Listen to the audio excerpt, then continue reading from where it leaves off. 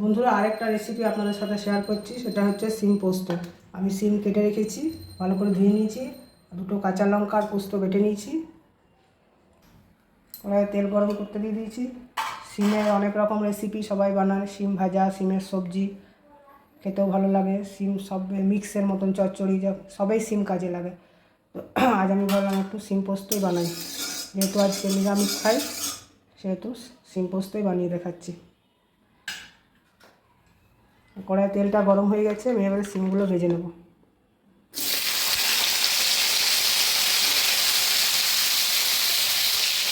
একবার উল্টে নেব।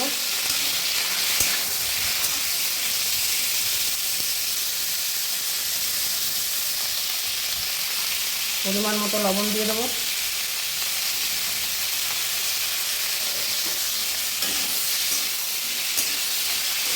হালকা লাল করে ভেজে নেব।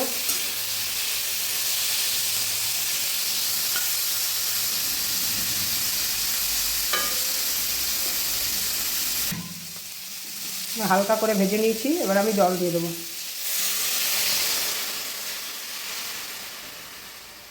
খুব সহজ রেসিপি, সবাই বানাতে পারবে, সেই জন্য আমি বানালাম।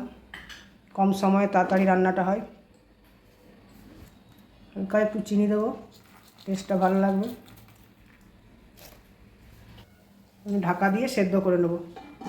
5 মিনিটের মধ্যে ফিরে আসছি। বন্ধুরা আমার জলটা কমে গেছে, কারেন্টটাও চলে গেল, কে যেন ভিডিওটা কালো কালো আসবে কিনা। এবার আমি পোস্ত বাটাটা দিয়ে দেবো।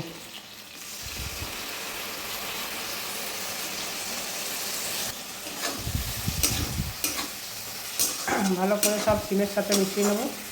গরম ভাতে বন্ধুরা দুর্দান্ত লাগে খেতে সিম পোস্ত। যারা যারা বাড়িতে বানান তারা কমেন্টসে জানাবেন, আর যারা একবারও বাড়িতে বানাননি তারা অবশ্যই এইভাবে একবার ট্রাই করবেন।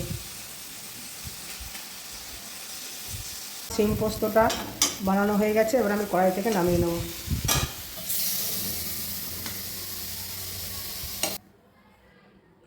বন্ধুরা আমার সিম পোস্তটা রেডি হয়ে গেছে।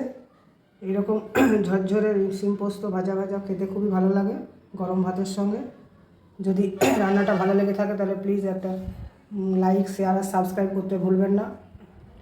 আমার প্রচণ্ড ঠান্ডা লেগেছে বলে গলার ভলিউমটা এমনি লাগছে, প্লিজ একটু ভালো করে মানিয়ে নেবেন। যদি কোনো ভুল ত্রুটি হয়ে থাকে তাহলে ক্ষমা করবেন। ভালো থাকবেন, ধন্যবাদ।